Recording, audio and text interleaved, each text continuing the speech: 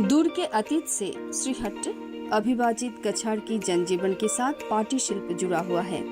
ख्रीष्टीय प्रथम शताब्दी में टॉलेमिर पेरिप्लस ऑफ एरिथ्रियन सी ग्रंथ में सिलेट जिले के पास किरादिया नाम की एक जगह की उल्लेख मिलता है।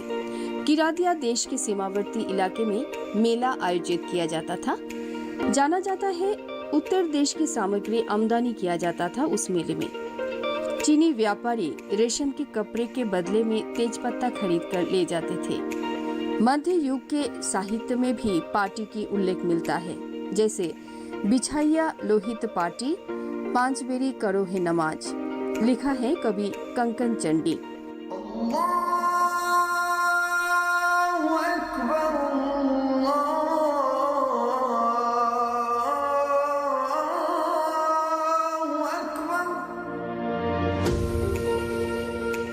आज भी बराक घाटी के विभिन्न गांवों में शीतल पाटी बिछाकर पूजा पाठ करने की प्रथा है।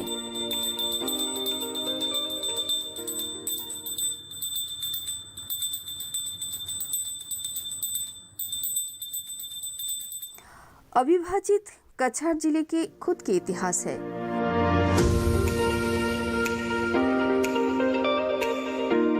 इस विषय में प्रसिद्ध लेखक सैयद मुज्तबा आली की लेखन में सोच विचार की परिचय मिलता है। उन्होंने लिखा है, कछाड़ आर्य सभ्यता का शेष पूर्व भूमि, बांग्ला भाषा की शेष पूर्व प्रत्यंत प्रदेश।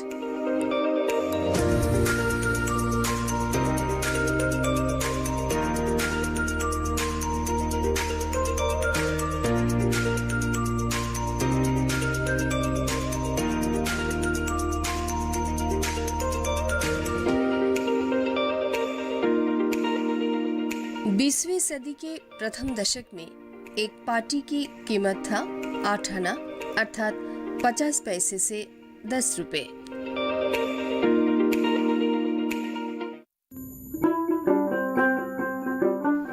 इस पाटी शिल्प और पाटीकर को लेकर कुछ जानने के आग्रह में हम लोग एक सवेरे हाजिर हुए करीमगंज जिले के कालीगंज गांव में।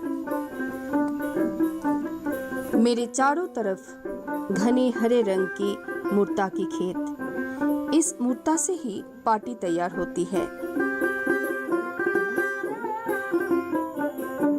पाटी बनाकर ही इस कालीगंज गांव के लोग रोजी रोटी कमाते हैं।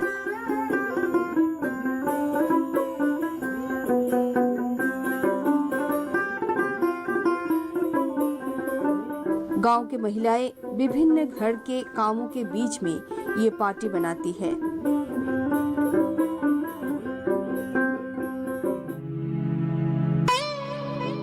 गांव की किशोरी से महिला सब पाटी बनाना जानते हैं।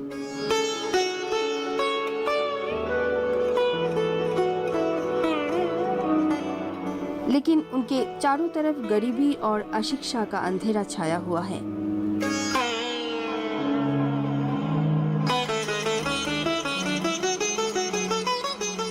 अभी तक शिक्षा की प्रकाश इस तरह से गांव में नहीं पहुंचा है। हालांकि कुछ गैर सरकारी संगठन इस गांव के अशिक्षित अर्धशिक्षित लोगों की तरफ सहायता की हाथ बढ़ाए है। बराक वैली के जाने माने प्रसिद्ध young energetic handicraft exporter Shantanu Sutradhar ji आज हमारे साथ मौजूद है। आज हम इस बारे में कुछ बातचीत करने जा रहे हैं। शांतनु जी, क्या आप बता सकते हैं कि बराक वैली के जो शिल्प कला है शीतल पाटी का, उसको अब अंतर्राष्ट्रीय राष्ट्रीय मतलब स्तर तक ले जाने के लिए आप क्या पहल कर सकते हैं? देखिए, ये जो शीतल पाटी का जो हस्तकला जो है, ये यहाँ पे करीमगंज का कालीगंज एरिया में सबसे ज़्यादा होता है और ये काफ़ी सालों से यहाँ पे हो रहा है। इसका इतिहास बहुत लंबी है। कह सकते हैं कि ये बिना कोई इंफ्रास्ट्रक्चर या बिना कोई टेक्नोलॉजी से ये काम हो रहा है आज तक। और उसमें भी इनके हाथ की जो फाइननेस है और जो इनका जो बुनाई का जो कारीगरी है वो काबिल तारीफ़ है। और इसके बराबरी करने मतलब कोई अभी देश में है नहीं। इवन मैंने देखा है कि बाहर चाइना वगैरह वहाँ पे ये सब चीज़ होता है, लेकिन ये क्वालिटी वहाँ पे नहीं मिलता। तो हमारा ये जो शीतलपट्टी है कालीगंज का, इसका एक बहुत बड़ा एक स्कोप है, एक बहुत बड़ा पोटेंशियल है इंटरनेशनल मार्केट में, अगर हम सही दिशा से इसको ले जाएं। कालीगंज एरिया में मेरे हिसाब से 1000 लोग ये काम करते हैं, तो ये 1000 लोगों का एक इकोनॉमी, साइलेंट इकोनॉमी जो चल रहा है यहाँ पे बहुत सालों से, जिसको बाहर की दुनिया को पता ही नहीं है, लेकिन लोगों को सिर्फ ये प्रोडक्ट इनको मिलता था, लेकिन ये कौन कर रहा है, कौन लोग इसके साथ जुड़े हुए हैं और किसके हाथ इसमें है लग के ये काम हो रहा है, ये जो आर्टिज़न है, जो शिल्पी लोग हैं, उनको हम एक पहचान देना, मेरा दिमाग में आया कि उनको एक पहचान दिया जाए ताकि उनका भी अपना डेवलपमेंट हो। और ये जो शीतलपट्टी का जो अनोखा एक क्राफ्ट है, इसको हम बहुत दूर तक ले जा सकते हैं और एक सस्टेनेबल कह सकते हैं एक लाइवलीहुड इनके लिए हम तैयार कर सकते हैं, एक अच्छा मॉड्यूल हम तैयार कर सकते हैं। और इनका जो कला है सिर्फ इनके गांव में ही सीमित ना रहे, ये देश भर दूसरे जगह में भी इसको हम लोग फैलाएं ताकि जो रूरल एम्प्लॉयमेंट है, क्योंकि आज के दिन में गरीबी जो है देश का सबसे बड़ा समस्या है, लेकिन अगर हम ये सब स्वनिर्भरता अगर कराते हैं लोगों के बीच में, दूसरे गांव में लेके, दूसरे प्रदेश में लेके, तो ये एक मॉडल बन सकता है। क्योंकि घर में बैठे बैठे, और सबसे बड़ा बात हमें इसमें कहना चाहता हूँ, इसमें वुमेन एम्पावरमेंट भी है। जी बिल्कुल बिल्कुल, हमें आपसे जुड़ के आज बहुत अच्छा लगा और हम उम्मीद करते कि आपसे फिर मुलाकात होगी। शुक्रिया।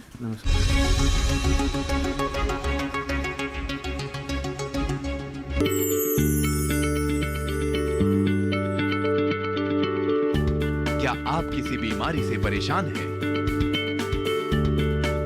चाहते हैं डॉक्टर की सलाह? तो हम हैं आपके साथ, बताएंगे आपको जीने की राह।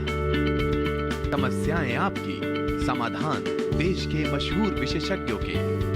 घर बैठे बात करें देश के जाने माने डॉक्टरों से। हमारे लाइव प्रोग्राम स्वस्थ किसान में हर शनिवार शाम 6 बजे से 7 बजे तक।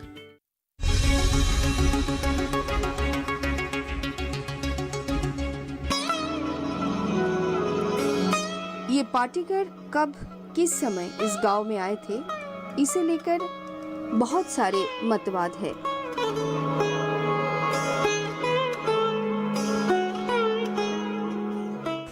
अब मैं काकड़ा नदी के पार खड़ी हूँ। काकड़ा अर्थात क्रैब। इस नदी का नाम ऐसा क्यों पड़ा? क्योंकि आप देख सकते हैं कि जो चारों ओर बड़े एवं छोटे केकड़े के गड्ढे हैं, इसलिए इस नदी का नाम काकड़ा नदी से जाना जाता है।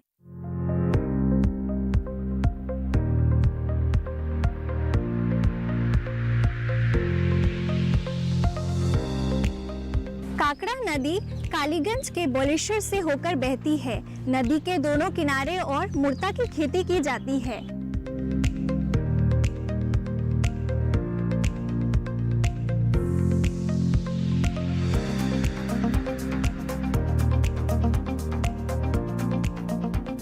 प्रचलित लोक विश्वास, पीर शाहजलाल की एक शिष्य पहले कालीगंज गांव में आया और उसके बाद पाटी बनाना वहाँ के लोगों को सिखाया। मेरी जानकारी के अनुसार हमारे कालीगंज में ही पीर साहब की मजार शरीफ है। उन्हीं पीर साहब ने हमारे पूर्वजों को पाटी बनाने के लिए प्रेरित किया था एवं इस कला को रोजी रोटी का आधार बनाने के लिए प्रोत्साहित किया था। অতীত বংশধর যারা আছিল তারারে ম্যানেজ করিয়া দিস্তা আর কইসা যে ওইটা কাজ তোমরা করো, এটা থেকে তোমরা জীবিকা নির্বাহের একটা উপায় হবো।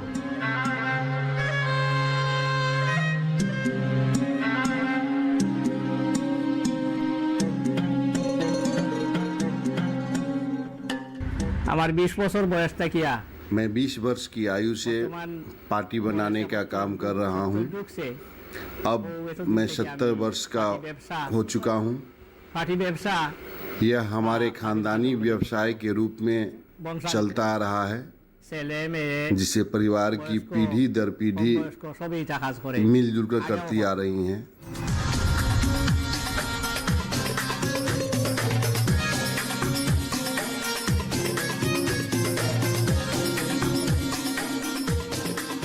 हालांकि पाटी शिल्प के क्षेत्र बड़ी संख्या में लोगों के जीवन और आजीविका में शामिल है, परंतु मूर्ताबेद से बना शीतल पाटी की जगह आज प्लास्टिक से बना पाटी ने ले ली है, जो कीमत में भी अपेक्षाकृत सस्ता है। इसके अलावा भी पाटी बाजार में बेचने में भी विभिन्न समस्याएं हैं।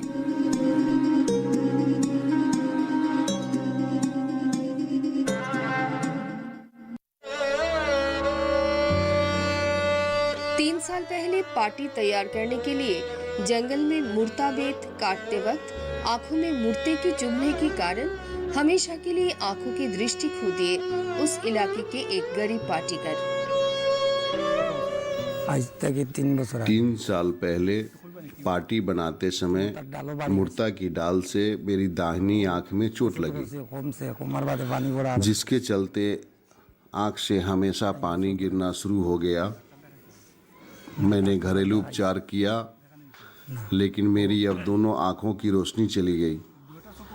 फिर भी परिवार का पेट पालने के लिए आंखों में रोशनी न होने पर भी मुझे यह काम करना पड़ता है।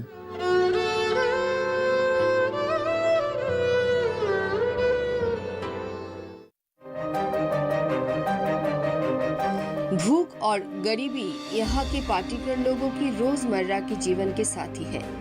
एक थके हुए आजीविका की तलाश में नाम मात्र कीमत में बिक जाते हैं इलाके के पाटीकर परिवार के शिशुओं का बचपन, लेकिन हाथ-तोड़ मेहनत के बाद भी सही कीमत गरीब पाटीकर के हाथ नहीं आता।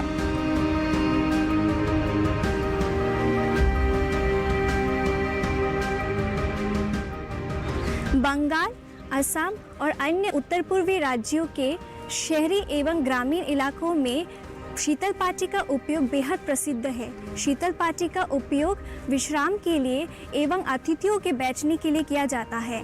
शीतल पाटी का उपयोग दूसरे अवसरों में भी किया जाता है, जैसे कि शादी, अन्नप्राशन और अन्य सामाजिक कार्यक्रमों के लिए भी किए जाते हैं। सप्ताह के प्रत्येक मंगल और शुक्रवार पाटी का विशाल बाजार कालीगंज में बैठता है। इस पाटी के बाजार में इलाके के पाटीकर द्वारा प्रस्तुत तरह तरह के पाटी बिकते हैं, परंतु ज्यादातर बेचना और खरीदना दलाल के माध्यम से ही होता है। हमें इलाके के जनसाधारण से बात करके ये पता चला कि दलाल लोग घर घर में जाकर पाटी खरीदने के बाद बाजार में ज्यादा दामों में बेचते हैं। रोज 5 से 10 पाटी बिक्री होता है। कुल मिलाकर 700-800 आय होता है, जिसमें 200 से 300 खर्च हो जाता है। हर महीने में 8-10 हजार आय हो जाता है। हमारे दादाजी पिताजी पाटी बनाते थे और हम लोग बाजार में जाकर बेचते थे। जब हम लोग समझदार हुए तो बाहर घूमकर फेरी करने लगे, पर अब इस सामान का उचित मूल्य न मिलने के कारण लाभ कम होता है। पाटी शिल्प एवं पाटीकर के संबंध में और कुछ जानकारी प्राप्त करने के आग्रह से अगले दिन हम लोग फिर से बराघाटी के हाइलाकांदी जिले के कालीनगर गांव की ओर निकल पड़े। कालीनगर गांव में भी काफी पाटीकर रहते हैं। कटाखाल से कालीनगर गांव में पहुंचने में 45 मिनट समय लगता है। कालीनगर एवं कालीगंज दोनों गांव के 2 संप्रदाय के लोग इस पाटी को प्रस्तुत करते हैं। दोनों गांव के नाम में भी बहुत समानता है, परंतु कालीनगर के पाटी कालीगंज की तरह इतना विख्यात नहीं है। कालीनगर के पाटीकर की आर्थिक स्थिति कालीगंज से थोड़ा सा बेहतर है। इलाके के पाटीकर साल के अन्य समय में खेत कृषि कार्य में लगे रहते हैं। अब हम पहुंचे हैं हाइलाकांदी जिले के काठाकाल पाटीकर कोऑपरेटिव सोसाइटी के ऑफिस में और आज हम यहां बात करेंगे काठाकाल कोऑपरेटिव सोसाइटी के सेक्रेटरी अनिल चंद्र दे जी के साथ। सबसे पहले अनिल जी, आपसे जानना चाहूँगी कि काठाकाल कोऑपरेटिव सोसाइटी को कब और किस उद्देश्य से स्थापित किया गया है? পাটিকর কোঅপারেটিভ 1954 ইংরেজিতে স্থাপন করা হয়। सन 1954 में पाटीकर कोऑपरेटिव सोसाइटी का गठन किया गया। पाटी कारीगरों की उन्नति के लिए इसका गठन किया गया। इस कोऑपरेटिव द्वारा इनके बनाए गए पाटी को बाजार में उचित दाम मिले, इसकी व्यवस्था किया जाता है।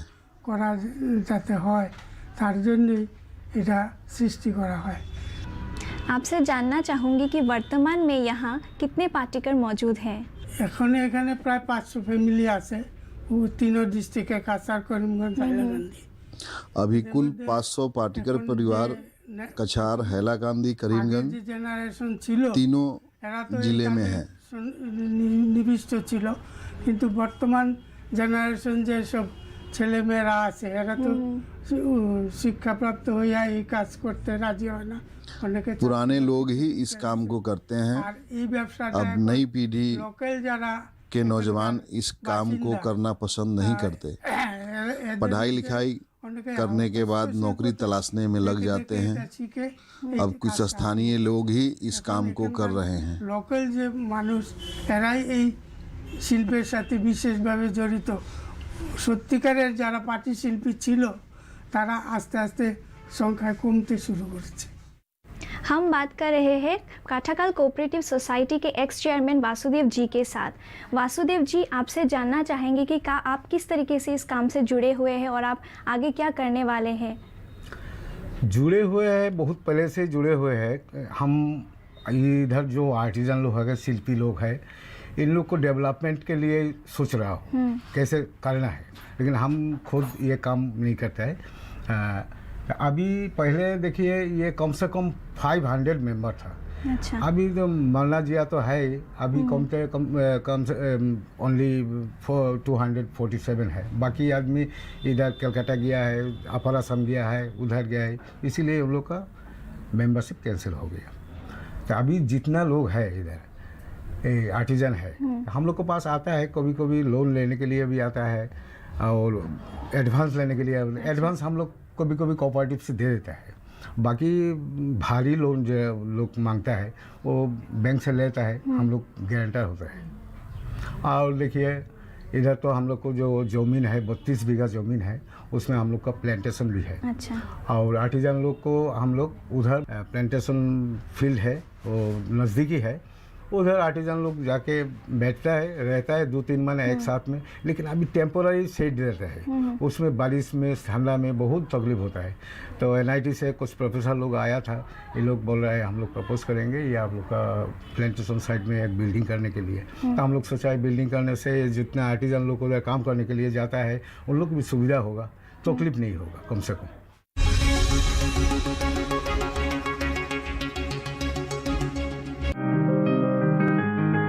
बीमारियों से कैसे बचेगी फसल,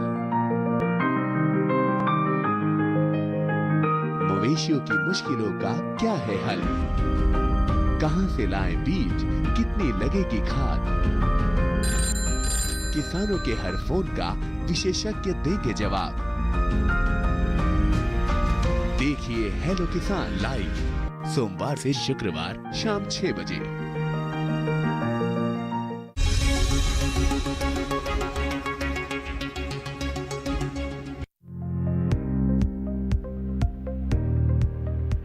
बात करते करते कालीनगर गांव में हम पहुंच गए। मेरे चारों तरफ हरा भरा मुर्दे के खेत।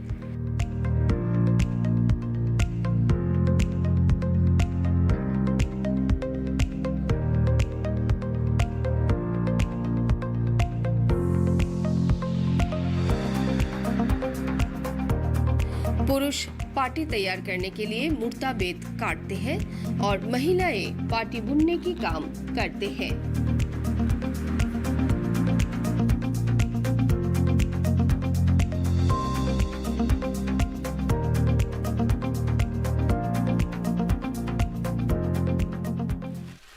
আমার নাম অনিতা দে। আমরা পাটিকর দে, তারপরে कास्ट ओबीसी। मेरा नाम अनीता दे। हम लोग पाटीकर दे हैं। कास्ट ओबीसी हमारे जो दादाजी है ना बूढ़े हो गए, वो ये काम करते थे और जहाँ पर इस तरह के पौधे हैं वहाँ से बेत तैयार करके ये बनाते हैं। ये देख देख कर हम सीखते रहे और अब छोटे छोटे जो बच्चे हैं वो भी सीख रहे हैं। यही सब काम करके ही हम लोगों का गुजारा होती है। আমি আগে থেকে জড়িত না, আমার বিয়ে হয়েছে, বিয়ের পরে मैं पहले से इस काम के साथ जुड़ी हुई नहीं थी। शादी हुई, इसके बाद यहाँ आकर देखा कि सब लोग इस काम के साथ जुड़े हैं, ये काम कर रहे हैं, तब मेरा भी मन हुआ कि ये काम करने का। कोशिश करते करते मैं सीख गई। আমার নাম জ্যোৎস্না রানী দে। मेरा नाम ज्योत्सना रानी दे। मैं छोटी सी उम्र से ही इस काम के साथ जुड़ी हुई हूँ। मेरे माता पिता ये काम करते हैं। उन लोगों को देख खुद को अनुभव हुई कि माँ और बाबा ये काम करते हैं और मन में एक आनंद भी हुआ। तो माँ के साथ छोटी सी उम्र से ही ये काम सीख लिया मैंने। আমি আমার বিয়ার পর থেকে এখানে আইসা দেখে আমি শিখছি। मैं अपनी शादी के बाद यहाँ आकर ये काम सीखी हूँ। मेरे सासू माँ ने सिखाया। अच्छा ही लगता है। बेत काट कर गिन कर वो नाप दे देते हैं और मैं बनाती हूँ। कमाई हो जाता है, बस बहुत ज़्यादा तो नहीं होता, कभी कभी होता है।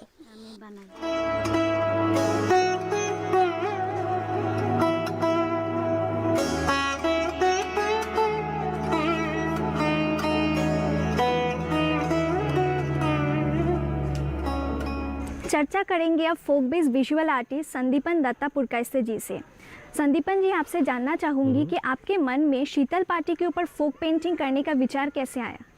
2 साल पहले मैं आया था यहाँ पे मेरे 3 स्टूडेंट के लेके यहाँ पे बकरिया पार्टी में। तो हमने सोचा कि पार्टी के ऊपर हमने क्यों ना पेंटिंग की। तो यहाँ पे एक्चुअली राष्ट्रीय माध्यमिक शिक्षा के अंडर में एक कला उत्सव हर साल होता है। इस साल में 2 साल पहले हमने असम टीम रिप्रेजेंट किए थे, भोपाल में गए थे। तो वहाँ पे थीम था कि ट्रेडिशनल और फोक आर्ट के ऊपर। तो पार्टी भी हमारे यहाँ पे का भी ट्रेडिशन है और हमने जो पेंटिंग किया शोरा पेंटिंग। अच्छा। तो उस हमने कलर देके यहाँ पे पार्टी में हमने शोरा पेंटिंग किया है। तो क्योंकि बंगाल में होता है कपड़े के ऊपर होता है स्क्रॉल पेंटिंग होता है। अच्छा। तो क्यों ना हम यहाँ पे पार्टी के ऊपर भी क्यों ना हम करें। আমরা এগুলো বিভিন্ন বাড়িতে এখানে গ্রামে মানুষে বানাইয়ে রাখে, ওইগুলো আমরা খরিদ করি আইনা মানে এগুলো আমরা মুদ্রা ফাইরিয়া। गांव के कुछ लोग मुर्ता का खेती करते हैं, उनसे हम मुर्ता खरीद कर लाते हैं। নাই যা আছে এগুলো फिर मुर्ता से बेत बनाया जाता है। হয়তো কারো हमारे पास खुद का मुर्ता नहीं है, इसलिए खरीद कर लाना पड़ता है। তার 25 থেকে 30 হাজার টাকার এই কাঁচামাল খরিদ করতে হয়। তো এই যে 25-30 হাজার টাকার কাঁচামাল আমাদের লোকের কোনো পরিবারেরই নিজের নাই, যার লেগে আমাদের লোক এই কাজ করিয়া एडवांस होते पारे ना, आगोइते पारे ना। खुद का जमीन न होने के कारण एक पाटीकर को कम से कम साल में 25 से 30 हजार रुपये का कच्चा माल खरीदना पड़ता है, जिसके चलते लाभ का बड़ा हिस्सा खर्च हो जाता है और इस व्यवसाय में ज़्यादा आगे नहीं बढ़ पाते हैं। আমরা যে কাজ করি আমাদের কাজ করিয়া খুব একটা মুনাফা হয় না। বছরে তো 30,000 টাকা দিয়ে দিতে লাগে মুদ্রার জন্য। হ্যাঁ, এই যে মুদ্রাগুলো দেখেন এইগুলো আমরা খরিদ করি। अगर सरकार की तरफ से कच्चा माल मुहैया कराया जाता तो हम लोग भी इस व्यवसाय में काफ़ी तरक्की कर पाते। যার লেগে আমাদের লোক আমাদের স্বজাতির যে লোক এই লোকগুলো অ্যাডভান্স হইতে পারে না। সারাদিন এইগুলো করলো, তারপরে পার্টি একটা বানাইয়ে ওইটা বিক্রি করলো, তারপরে ওই খরচা দিয়ে যেই বাজার হাট করিয়া এই সংসার তার চললো। মানে इस व्यवसाय में लाभ कम होने के कारण परिवार चलाना बहुत मुश्किल होता है और बच्चों को पढ़ाना हमारे बस में नहीं होता है। তৈরি করার মতন জায়গা ওই সব আমাদের ক্ষমতায় দেয় না। शीतल पाटी की बुनाई पुराने विरासत में से एक है जो पीढ़ी दर पीढ़ी जारी है। यूनेस्को ने शीतल पाटी के पारंपरिक कला को मान्यता दी है और इसे मानवता के सांस्कृतिक विरासत के प्रतिनिधि सूची में शामिल किया है।